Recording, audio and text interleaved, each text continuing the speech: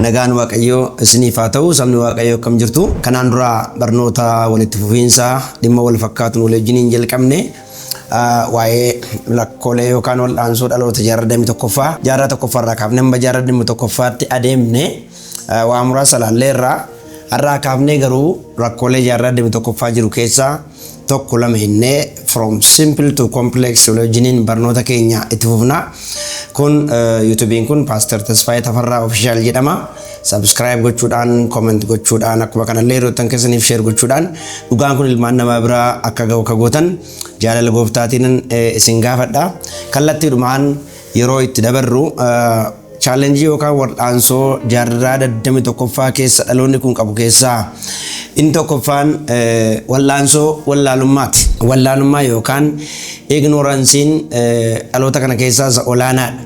Dhaloonni kun baranni itti barnoota gurguddaa gonfate, baranni teknooloojii baree, baranni itti ammayyummaa baree, baratti ofii isaa ilaaluu, wayyaa isaa giddarachuu, haasaa isaa mi'eeffachuu, spiichii isaa, dubbii isaa toora galfachuu baratti namni baree, bara garuu namni Waaqayyoon wallaale keessaa isa olaanaadha. Namoonni tokko gaafa dubbatan akka jedhanitti namoonni yeroo ammaa kanaa yookaan dargaggoonni ammaa kuni dhimma kubbaa ati wal qabateellee Roonaaldoof Roonaaldiniyoo gargar baasanii beeku. Mikiyaasiif Milikiyaasiin garuu gargar baasanii hin beekanii jedhama. Which is right. Namni waan har'a darbu waan lafarratti ittiin jiraatu xiinxalee seeraan beeka. Eenyu wajjin akka taphatu hin beeka. Halkanii guyyaa amma sa'aatii 6-7 taa'ee hordofuu hin danda'a. Yoo gareensaa mo'e Haayilii Gammadee waa baay'ee gochuu danda'a. Dhugaa bara baraa ittiin dhalateef dhugaa bara baraa ittiin jiraatu garuu dubbii Waaqayyoo hin beeku. Macaafni qulqulluun macaafa Hosee boqonnaa 6 akka dubbatutti macaafa Hosee boqonnaa 1 lakkoofsa 6 akka dubbatu sabni koo beekumsa dhabuu rusaarraa kan ka'e badeera. Atis anaan beeku waan hin barbaanneef anis akkati lubanaaf hin taane si tuffadhee.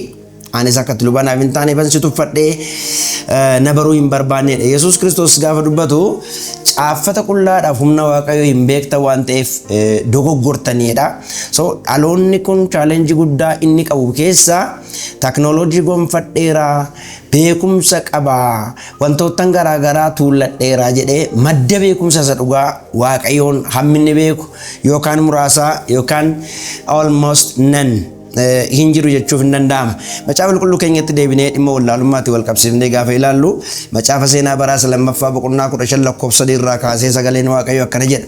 Namoonni Israa'el bara baay'ee Waaqayyo isa dhugaa malee hin jiraatan. Bara luba isaan barsiisu hin qabne seera Waaqayyoo hin beekan turanidha. Barri kun bara abboota firdiiti. Museen Waaqayyoon beekaa fuula Waaqayyoon argeera. Kanaaf saba Israa'eliin biyya Misrii baasee gara Kana'aanitti fidee daarii irraan ga'ee Iyyaasuutti kenne. Iyyaasuun Waaqayyoon beekaa bara jiraataa ture. Iyyaasuu boqonnaa 24 irratti bara Iyyaasuudhaaf abbootiin Iyyaasuu wajjiniin turan jiranitti Israa'el Waaqayyoon waaqeffatee Waaqayyoon beeka ulfina Waaqayyoof malu Waaqayyoof kennaa ture jedha. Erga Iyyaasuun du'ee booddee garuu geggeessaa dhugaan Waaqayyoon beeku waan hin turreef Israa'el geggeessaa malee bara baay'ee jiraate, Waaqa dhugaa malee bara baay'ee jiraate. Bara Waaqayyo hin beekamne hin beekama. Bara abboota firdii kana macaafa Saamu'eel 1ffaa boqonnaa 2 lakkoofsa 12-7tti kaafnee gaafa ilaallu ilmaan Eelii irraa jalqabee luboota bara sana ture irraa jalqabee Waaqayyoon hin beekan turan. Bara isaan Waaqayyoon hin beekne Israa'el caba guddaadhaaf gadda guddaadhaan deddeebi'aa ture jedha macaafni qulqulluuni. So macaafni abboota firdii baratti Waaqayyo hin beekamne, baratti namni cubbuu hojjetaa, Waaqayyo dha'icha guddaa isaan deebi'anii immoo gara Waaqayyootti iyyuu, Waaqayyo immoo isaan deebisaa, yeroo muraasa immoo hin jiraatu. Akka kan namoota akka turan deebi'anii immoo gara cubbuutti immoo deebi'u. Geengoof naannoo akkasii keessa turan. Barri Waaqayyo wallaalamu, bara wanti baay'een baramee Waaqayyo wallaalamu bara cabaati. Bara namni qomoof qomoo walirratti ka'udha. Bara namni ollaadhaaf ollaa walirratti ka'udha. Bara namni garaa walitti jabaatudha. Macaafa abboota firdii keessatti tooraan gaafa ilaallu barri macaafa abboota firdii guutummaansaa baratti central governmentiin bara hin jirre, bara wallaalummaan sammuu dhala namaa miidhe. baratti namoonni waan garaa isaaniif waan isaan fuulduratti gaarii fakkaate duwwaa bara isaaniitti hojjetanidha. Bara keenya wajjin waan baay'eedhaan wal fakkaata. Rakkoon tokkoon yoo isin kaa'uun ilaaluun barbaachisaa ta'e macaafa bara abboota firdii rakkoon jiru. Rakkoon jalqabaa spiritual decline, spiritual decadence. Baay'ee hamma awwaaratti dabalamutti wanti afuuraa du'aa ture, qulqullummaan hin jiru ture, waaqayyo hin beekamu ture. Israa'eloonni waaqa dhugaa kana gatanii waaqa tolfamaa waaqeffataa turan. Abboota firdii boqonnaa 2 lakkoofsa 1 amma 12tti, lakkoofsa 11 amma 12tti gaafa ilaallu Israa'eloonni fuula waaqayyoo duratti waan waan hamaa hin hojjetan. Waaqa Baal jedhamuuf waaqa Ashtaarot jedhamus hin waaqeffataniidha. This is spiritual decadence. Waaqayyoon waaqeffannaa, waaqi Gibxii nu baase qabnaa, seera addaa qabnaa, taabota qabnaa utuu jedhanii garaan isaanii garuu waaqa ollaa wajjin ture, waaqa kan biraa wajjiniin ture. Bakkeerraan akkuma Phaawulos fa'aa dubbatan, akkuma macaafa Ibrootaa irratti barreeffame, bakkeerraan namoonni baay'een bifa waaqeffannaa qabu, amala waaqeffannaa qabu, waaqayyo wajjiniin waan jiran fakkaatu. Keessi isaanii garuu waaqayyo irraa hedduu fagoo ture. Akkuma bara kana akkuma silasiin jedhe rakkoo lammaffaan bara abboota firdii ture.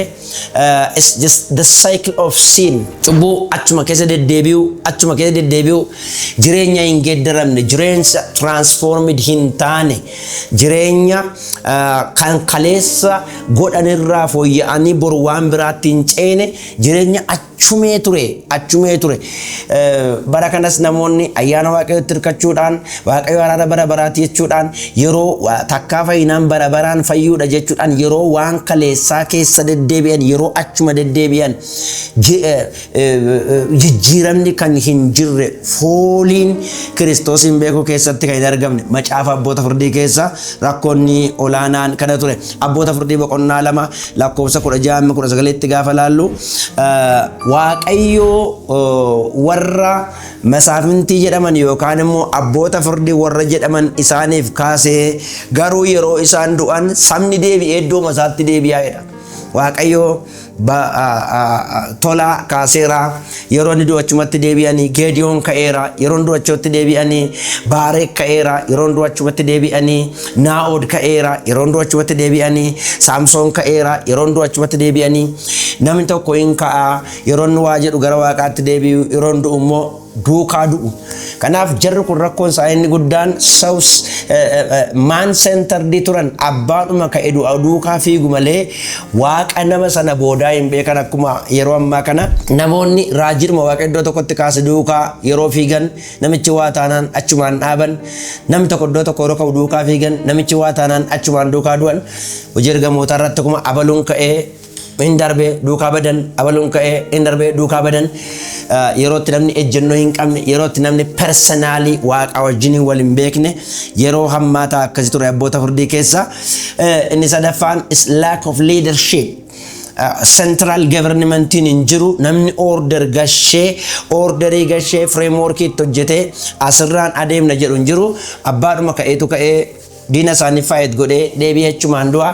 Centraalitiin kan hin turre, boca kan hin qabne, frameworkii kan hin qabne, structurii kan hin qabne, ijaarsa ittiin adeeman tokkollee kan hin qabne bara akkasii turan. Yeroo kana keessa taabota booji'ama ture, yeroo kana keessa maqaa waaqayyoota arrabsama ture, yeroo kana keessa waaqeffannaa dhugaan hin turre. Ignoraansiin abboota firdii bara kana keessallee dabalee jira. Nama teknooloojii bare malee, nama qaroomina bare malee, attamitti akka TikTokii fayyadamu bare malee, akkamitti akka YouTubeii fayyadamu bare malee, attamitti akka Facebookii fayyadamu bare malee, waaqa jiraata, waaqa isa bara baraa namni hin barre. Baay'een namaa macaafa qulqulluu hin beeku, baay'een namaa hafuura waaqayyoo wajjin walitti dhufeenya hin qabu, baay'een namaa waldaa dhugaallee hin beeku, baay'een namaa. So kun bara abboota firdiitii wajjin wal fakkaata. Macaafni qulqulluun wallaalummaa ilmaan namaa gaafa kaa'u, Isaayyaas boqonnaa 1 irratti lakkoofsa 6 kaafnee gaafa ilaallu akkana jedha. Sangaan dallaa abbaasaa beeka, harreen gola abbaa ishee beetti, Israa'el garuu na wallaaleedha. Namni gaafa waaqa wallaalu staandaardiin namaa sangaadhaaf sa'a, harreedhaaf sangaa gadi ta'a. sa'illee seensi goote waan beekuu hin dandeenye miira isheetiin beekti. Israa'el garuu burqaa dhugaa isa ta'e, waaqa dhugaa isa ta'e, birmaduu guddaa isa baase na wallaaleedha. So namni yeroo waaqayyoon wallaalu staandardii horii gajjallaa ta'a. Roomee boqonnaa tokko irrattis dhannee gaafa ilaallu hammuma isaan waaqayyoon beekuu jibban waaqayyo sammuu hin taanetti dabarsee isaan kenneedha. Maal godhan jennaan waan ta'uun isaaf hin malle raawwatan, waan ta'uun isaaf hin malle, waan detestable ta'e, waan moraal staandardii waaqayyo barbaadeef aadaa ilmaan namaa qabanii gadi akka isaan ta'an waaqayyo godheedha. Yeroo wallaalummaan baay'atu namni cabatta deema. Gadi ba'uu isaatti caba, ol galuu isaatti caba. Isaayyaas boqonnaa tokko irratti gaafa ilaallu yeroo sabni koo na wallaaluu didee inni jalqabanni ta'e rifeensa mataatii kaasee hanga qeensa miillaatti hundumtuu madaa qabaayidha. Madaa kanaaf immoo fayyinni hin argamneedha. Rifeensa mataatii kaasee hanga miillaatti namni okkolaa deema, namni aadaa deema, namni facaasee deebi'ee hin haammatu, namni waan hafuuraatiin gammachuu guddaa qabaatee fuula waaqayyoo hin jiraatu. Madaadha. Rifeensa mataatii kaasee hanga qeensa miillaatti madaadha. Gaddaa deema, aadaa deema, gammachuu keessaa hin qabu. Inner peace isa jennu sana Kiristoosin amanuurraa fayyuu isa jedhu sana hin qabu. So bara waaqayyo wallaalamu, bara waaqayyo wallaalamu, bara dhaloonni waaqayyoon wallaalu mallattoonni kan biraan aarsaa waaqayyootti uffatama. Ijoollee Eelirraa kan nuyi barannu, ilmaan Eelirraa kan nuyi barannu, ilmaan Eelii waaqayyoon kan hin beekne namootan waa'ee hin baafne turaniidha. Lubootadha, wayyaa lubummaa uffataniiru, aarsaa hin dhiyeessu. Aarsaa dhiyeessan kana irratti garuu waaqayyo maqaa isaa dha'uulan malee maqaa waaqayyoo kana hin tuffachiisu. Aarsaa waaqayyoo hin tuffatu. Self centeredidha. Yeroo namni aarsaa dhiyeessuu dhufu jalqaba inni waaqaaf dhiyaachuu qabu utuu waaqaaf hin dhiyaatin ofii isaaniitii saammatu, ofii isaaniitii jalqaba utuu hin dhiyeessin anaaf naa kenni jedhu. Macaafni qulqulluun akka nutti himutti inni hangafa lubaatii wajjin hojjetu yookaan hangafa lubaa sana gargaaruudha. Boodigaardiin namni yeroo inni aarsaa dhiyeessuu dhufu dhufeetu otoo aarsaan hin dhiyaatin hangafa lubaatiif kenni nan geessaa jedha. Maaloo jalqabanni kan waaqayyo waaqaaf dhiyaatu boodensii kennaa gaafa ni jedhu yooti deddeebi'umnaa nan fudhadha jedheedha. Warra ofittoo turan, warra kan isaanii malee yaadne turan, warra cubbuu ciigaasisaa ormiin hojjetan jedhamee hin yaadamne warra hojjetan turan. Godoo keessatti diyaaqonoota achi keessa hojjetan asheroota wajjiniin sagaagalummaa raawwatu turanidha. Macaafni qulqulluun raawwatu turan. Aarsaa waaqayyoof dhiyaatu kana hin tuffatu turan. Abbaan isaanii gaafanni dubbii kana dhaga'ee isaan gorsuuf isaan waamullee hin ganu turan. Waaqayyo raajiitti ergeera. Abbaan isaanii isaan gorsuudhaaf yaalii godheera. Waaqayyo warra hin dhageenye, nama warra hin dhageenye turan. Yeroo waaqayyo wallaalamu namni gara isaatti deebi'a. Yeroo waaqayyo wallaalamu namumatu ofiidhuma isaatii waaqa ofirratti ta'a. Dhimma kan waaqaatti uffatama. Namatu daatanyaa ta'a yookaan daagii ta'a. Staandardii qulqullummaatu gadi bu'a. Hamma waaqayyo waaqeffatamuu qabu, hamma waaqayyo kabajamuu qabutu waaqa jalaa hir'ata, namatti hir'ata. So rakkoolee jaarraa 21ffaa keessaa inni olaanaan rakkoo waaqayyoon wallaaluuti. Furmaata isaatii wajjiniin yeroo biraatti deemnallee yoo ta'e akkuma sila xiqqoodhaaf yaade namni sagalee waaqayyoo dhugaadhaan hojjetamee bira taa'e macaafa miidhagaa kana sadarkaa isaa eeggatee qooqa namaatti geddaramee harka isaa utuu jiru namni utoo moobaayilii isaa keessaa taabileetii isaa keessaa kompiitara isaa keessaa gara deemutti sagalee waaqayyoo carraattiin dubbifatu utuu qabu haala garaa garaatiin namni barnoota dhimma waaqaatiin wal qabatee jiru barachuu utuu danda'u ignoraansiin namaa bara kanaa garuu hammaa oli. Hammi waaqni namatti dhiyeesse yaa namaa waaqayyo dhugaa sitti dhiyeesseera. Waaqayyo waan gaarii sitti meera. Akkuma sagalee waaqayyo jedhu waan gaariin ilmaan namaatti dhiyaate ilmaan namaatiif qophaa'ee dhiyaate yeroo itti namni sagalee waaqayyo hin beekne yeroo itti namni foloowerii namaa ta'u yeroo itti namni hordofaa namaa ta'u yeroo itti namni waaqatu hin taane nama beeku yeroo ta'e yeroo akkasitti kana ta'uu isaa ilaal. Jaarraa 21ffaan yeroo itti waaqayyo wallaalamedha. Namni waan baay'ee beeka, barnoota beeka, saayinsii beeka, teknooloojii beeka, akkamitti akka uffatu beeka, akkamitti akka nyaatu beeka, akkamitti akka dhugu beeka, nama wajjin akkamittiin akka eenyummaa isaa mul'isu beeka, akkamittiin akka haala isaa ibsatu hin beeka. Kan namni wallaale inni olaanaan garuu isa beekamuu qabu Waaqayyoon wallaale. Har'a adaraa kan isiniin jennu Waaqayyo bara hin beekamne bara cabaati. Barri Waaqayyo hin beekamne bara layyooti. Barri Waaqayyo hin beekamne bara wal nyaachuuti. Barri Waaqayyo hin beekamne bara garaa walitti jabaachuuti. Abboota firdii keessatti yeroo central government bara hin jirre baratti qomoon tokko ka'ee waanuma itti fakkaate qodhu. Baratti qomoo Biiniyaamin al tokkicha wal faana fixan. Baratti waanuma fuula isaa duratti qajeelaa fakkaate baratti hojjetan. Asirraan ba'uun gaariitti fakkaannaan asirraan bara ba'an. Asirraan deemuun karaatti fakkaannaan asirraan baratti deeman. Bara itti haadha manaasaa irratti namni ejjeennaan balbala banatee gadi ba'ee bakkeetti kuftee gaafa argu kukkutee haadha manaa seeraan nama awwaalamuu qabu zarii Leewwii ta'ee otoo jiru qomoo iddoo 12tti kukkutee billiitii haadha manaasaa qomootti bara hire. Bara mooraal istaandaardiin namaa gadi bu'e bara akkasiiti. Bara kanas fudhattanii gaafa ilaaltan baratti namni nama du'e biratti suuraa ka'ee suuraa isaa post godhachuudhaaf subscription isaa ol guddifachuudhaaf baratti inni garaa jabaate bara waan namni fuuluma isaa duratti gaarii fakkaate bara namni hojjetu baratti namni qullaa buuse bara akkasii kana keessa jirra. Waaqayyoon beekuun garuu jabina. Daani'el irratti gaafa ilaallu warri Waaqayyoon beekan jabaataa dabalaa adeemudha. Waaqayyo warri beekan jabaataa dabalaa adeemu. Waaqayyoon beekuudhaaf dhama'a. Waaqayyoon beekuudhaaf tattaafadhaa.